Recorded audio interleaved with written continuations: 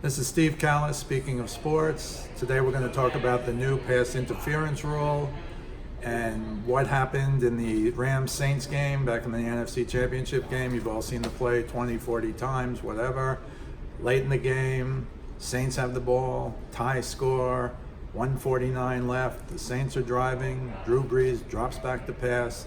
Tommy Lee Lewis is open on the right side. Nikel Roby-Coleman, the D-back for the Rams, comes over and knocks him over a second before the ball gets there. An obvious pass interference call.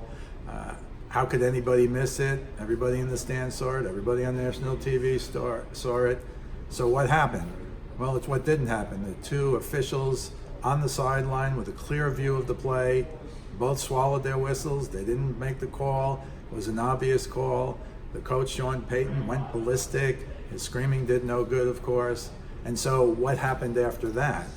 Well, the Saints kicked a field goal, but had the call been made, the Saints would have had the ball first and goal on the Rams 6 or 7. They could have killed the clock. Los Angeles had one timeout left, so the Saints could have run it all the way down to the 4th down, very short field goal with maybe 10 seconds left in the game, kick the field goal, go home, go to the Super Bowl. But what happened instead?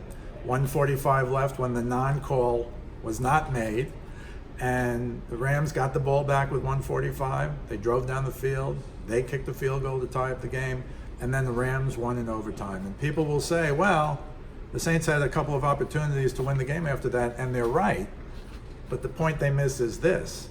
Had they kept the ball, had they first and goal on the 6th, they could have virtually run out the entire clock, or maybe there would have been 10 seconds left in the game where the Rams would have had to go 50 yards to kick a field goal. So that's the big problem. What happened as a result? The NFL apologized to Sean Payton. Obviously, an apology wasn't good enough for him.